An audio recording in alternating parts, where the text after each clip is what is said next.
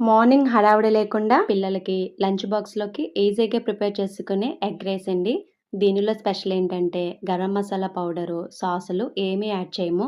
Taste అయితే next level ఉంటుంది. 10 నిమిషాల్లోపే prepare చేసుకోవచ్చండి. ఇంకా లేట్ చేయకుండా ఎంతో టేస్టీగా, ఈజీగా ప్రిపేర్ చేసుకునే ఎగ్ రైస్ తయారీ విధానం ఎలాగో చూసేద్దాం వచ్చేయండి. హాయ్ అండి, నమస్తే. Welcome to Durga Krishna kitchen. Stove మీద కడాయి పెట్టుకుని హీట్ అయిన తర్వాత స్టవ్ సిమ్‌లో పెట్టుకుని దానిలోకి 3-4 స్పూన్స్ వరకు ఆయిల్ యాడ్ చేసుకోవాలి. ఆయిల్ కొంచెం బాగా హీట్ అయిన తర్వాత సన్నగా కట్ చేసి పెట్టుకున్న పచ్చిమిర్చి, అలానే కొద్దిగా కరివేపాకు యాడ్ చేసుకుని మూత పెట్టుకుని మగ్గించుకోవాలి. ఇలా స్టార్టింగ్ పచ్చిమిర్చి, కరివేపాకు వేయడం వల్ల ఏంటంటే రైస్‌కి ఫ్లేవర్ చాలా పడుతుందండి. అవి లైట్‌గా ఫ్రై అయిపోయిన తర్వాత దానిలోకి సన్నగా కట్ చేసి పెట్టుకున్న ఉల్లిపాయ ముక్కలు, అలానే లైట్‌గా సాల్టు, దానితో పాటే పావు టీ స్పూన్ వరకు పసుపు కూడా యాడ్ చేసుకోవాలి. ఇలా ఉల్లిపాయ ముక్కల్లో సాల్ట్ యాడ్ చేయడం వల్ల ఉల్లిపాయ ముక్కలనేది చాలా త్వరగా మగ్గిపోతుంది. ఒకసారి మొత్తం బాగా కలిపేసుకొని మూత పెట్టుకుని మగ్గించుకోవాలి. చెక్ చేసుకున్న ప్రతిసారి మూత పెట్టుకుని మగ్గించుకుంటే ఉల్లిపాయ ముక్కలనేది చాలా త్వరగా మగ్గిపోతాయి. మీడియం సైజు ఉల్లిపాయ ఇక్కడ 1 వరకు తీసుకున్నానండి. పచ్చిమిర్చి 2 వరకు తీసుకున్నానండి. నేను తీసుకున్న పచ్చిమిర్చి కొంచెం కారం ఎక్కువ. అందుకే పచ్చిమిర్చి తక్కువ తీసుకున్నా.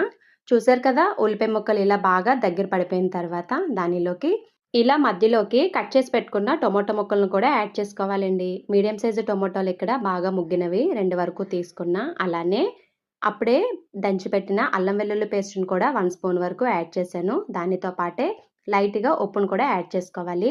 అదే మీరు అల్లం వెల్లుల్లి పేస్ట్ ఉల్లిపాయ ముక్కలతో యాడ్ చేశారనుకోండి, త్వరగా అడుగనింది అంటుకుపోతుంది. ఉల్లిపాయ ముక్కలు కూడా మాడొచ్చేస్తాయి. వేగడానికి టైం ఎక్కువ తీసుకుంటుంది. అలానే టొమాటోలతో ఉప్పు వేయడం వల్ల ఏంటంటే, టమాటాలోంచి వాటర్ అనేది త్వరగా రిలీజ్ అయ్యి, ఆ టమాటా ముక్క అనేది త్వరగా సాఫ్ట్ అయిపోతుంది. అదే మీరు టమాటా ముక్కలు వేసి మొత్తం కలిపేశారనుకోండి, టమాటా వేగడానికి కూడా టైం పడుతుంది. టమాటా ముక్కల్లో ఉప్పు యాడ్ చేసిన తర్వాత ఓన్లీ టమాటా ముక్కల్నే కదుపుకొని 3 నిమిషాలు మూత పెట్టేసుకోవాలి. ఇది 3 నిమిషాల తర్వాత అండి. చూడండి, టమాటా ముక్క అనేది ఎంత సాఫ్ట్ అయిపోయిందో. ఇలా చేయడం వల్ల టైం చాలా సేవ్ అవుతుంది. టమాటాలోంచి వచ్చిన వాటర్ అంతా బాగా మగ్గిపోవాలి. అంటే ఇలా ఆయిల్ తేలే వరకు ఫ్రై అయిన తర్వాత దానిలోకి టేస్ట్‌కి తగ్గట్టుగా కారాన్ని యాడ్ చేసుకోవాలి. 1 టీ స్పూన్ వరకు కారం, అలానే 1 టీ స్పూన్ వరకు ధనియాల పౌడర్, దానితో పాటే హాఫ్ టీ స్పూన్ వరకు జీలకర్ర పౌడర్‌ని కూడా యాడ్ చేసుకొని, ఈ పౌడర్స్ అన్నీ ఉల్లిపాయ ముక్కలకి బాగా పట్టేలాగా ఒకసారి మొత్తం బాగా కలుపుకొని, మూత పెట్టుకొని ఆయిల్ తేలేంత వరకు ఫ్రై చేసుకోవాలి. ఇలా ఆయిల్ మొత్తం పైకి తేలిన తర్వాత దీనిలోకి ఎగ్స్‌ని వేసుకోవాలి. గ్రేవీ అంతా ఒకసారి బాగా కలుపుకొని, ఇలా ఒక పక్కకి పెట్టేసుకొని ఎగ్స్‌ని వేసుకోవాలి. 2 కప్పుల రైస్‌కి ఇక్కడ నేను 4 ఎగ్స్ వరకు యాడ్ చేస్తున్నానండి. ఇలా ఎగ్స్ యాడ్ చేసిన తర్వాత యెల్లోని ఒకసారి పూర్తిగా కదిపేసుకొని, లైట్‌గా సాల్ట్ అనింది ఇలా ఎగ్ పైన వేసుకొని, స్టవ్ సిమ్‌లోనే ఉండాలండి ఎగ్స్ వేసినప్పుడు కూడా. ఎగ్స్ వేసిన తర్వాత ఉప్పు లైట్‌గా యాడ్ చేసుకొని, మూత పెట్టేసుకొని ఒక 2-3 నిమిషాలు కదపకుండా అలా వదిలేయాలి. ఇది 3 నిమిషాల తర్వాతండి ఇలా ఆమ్లెట్‌లాగా అయిపోతుంది కదా! కొంచెం మీడియంకి తక్కువ సైజులో చిన్న చిన్న పీసెస్ లాగా కట్ చేసుకుంటూ గ్రేవీని మొత్తం కలుపుకోవాలి. అదే మీరు ఎగ్స్ వేసిన వెంటనే కలిపేస్తే మొత్తం ఉక్కిరిలాగా ఫామ్ అయిపోతుంది. కాబట్టి ఎగ్స్ వేసిన తర్వాత 2 నిమిషాలు అలా వదిలేసి తర్వాత కలుపుకుంటే మనకి పీసెస్ లాగా ఫామ్ అవుతుంది. ఇలా గ్రేవీ అంతా జాగ్రత్తగా కలిపేసుకొని ఒక 2 నిమిషాలు మూత పెట్టేసుకోవాలి. 2 నిమిషాలకి మనకి ఇలా ఆయిల్ అనేది సెపరేట్ అయిపోతుంది. ఇప్పుడు మనకి ఎగ్ అనేది ఫ్రై అయిపోయింది. దీనిలోకి ఉడికించి పెట్టుకున్న రైస్‌ని యాడ్ చేసుకోవాలి. ఇక్కడ మీరు మెయిన్‌గా గుర్తుపెట్టుకోవాల్సింది ఏంటంటే, అన్నం అనేది వేడిగా అస్సలు ఉండకూడదు. అన్నము గోరువెచ్చగా ఉన్నా పర్వాలేదు, లేదా నార్మల్ వేడి లేకపోయినా పర్వాలేదు. కానీ వేడిగా ఉన్న అన్నం వేసేస్తే ముద్దలాగా ఫామ్ అయిపోతుందండి. తినేటప్పుడు అస్సలు బాగోదు. ఇది మాత్రం అస్సలు మర్చిపోవద్దు.